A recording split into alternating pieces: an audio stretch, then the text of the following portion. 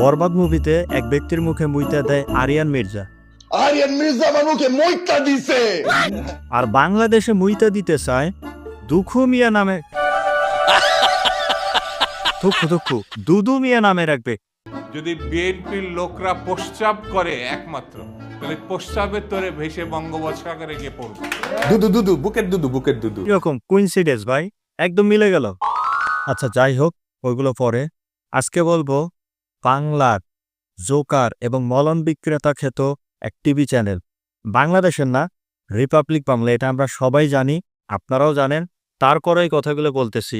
মানে ভারত পাকিস্তান যুদ্ধ হোক বা না হোক, ওদের টিভি চ্যানেলে যুদ্ধ লাগবে। ঘরে বাইরে চাপে পাকিস্তান, একদিকে বালুচিস্তান হামলা চালাচ্ছে, অন্যদিকে ভারতের প্রত্যাঘাত। ভারত যুদ্ধে হারলেও জিতবে, জিতলেও জিতবে।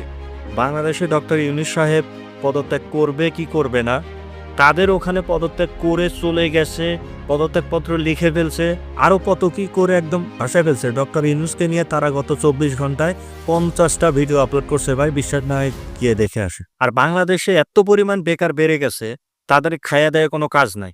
তারা সারাদিন ইউটিউবে পড়ে থাকে, অমুক চ্যানেলের একটা খবর, আবার আরেক চ্যানেলের একটা খবর, এই সব খবর এক জায়গায় করে একটা গুজবের কাজ সৃষ্টি করে ইউটিউব।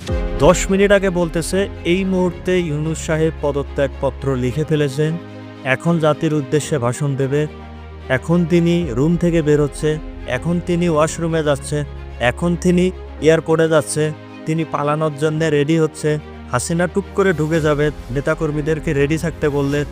মানে একটা জগা খিচুড়ি অবস্থা। এই ধরনের নিউজ চ্যানেলগুলোর বিরুদ্ধে দ্রুত আইনি ব্যবস্থা নেওয়া উচিত, কারণ এরা খবর পরিবেশন করে না, এনারা গুজব ছড়ায় বেশি। আমি বাংলাদেশের মূলধারা গণমাধ্যমের কথা বলতেছি না, ব্যাঙের ছাতার মতো তৈরি হওয়া কোটি কোটি চ্যানেলের বিরুদ্ধে বলতেছি। মলম বিক্রেতা টিভি নিয়ে কথা বলতে চাই না, আজকে কথা বলবো বাংলাদেশের কিছু টিভি চ্যানেল নিয়ে। আমি পার্টিকুলার কোনো চ্যানেলের নাম বলবো না, কিন্তু প্রায় চ্যানেলই এই কাজগুলো করে।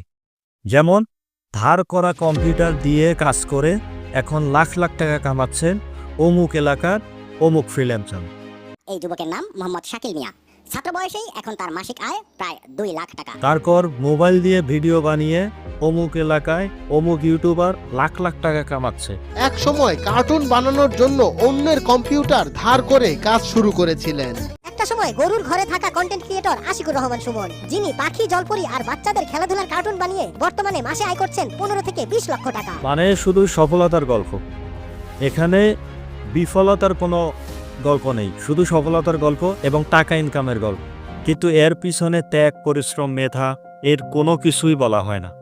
একজন সফল হয়েছে, তাকে নিয়ে রিপোর্ট করতে করতে করতে করতে মানে নিউজ করতে করতে অবস্থা খারাপ। কিন্তু কোটি কোটি মানুষ ব্যর্থ হয়েছে, তাদের গল্প কি কোনোদিন শুনেছেন আপনারা? কোনো টিভি চ্যানেলে তাদের ইন্টারভিউ দেখেছে? তারা সফলতার গল্প বলে, কারণ বাংলাদেশের মানুষ সফলতার গল্প শুনতে ভালোবাসে। এটা শুধু ওদেরকে দোষ দিলে হবে না, দোষ আমাদেরও আছে। কারণ আমরা ইউটিউব বা ফেসবুকে যদি কোনো একটা ভিডিও টাইটেল দেখি যে অমুক মিয়া এত মাসে এত টাকা ইনকাম করেছে, অমুক ইউটিউবার 3 মাসে 50-60 লক্ষ টাকা ইনকাম করছে, আর আমরা ওই ভিডিওগুলো বেশি করে দেখি।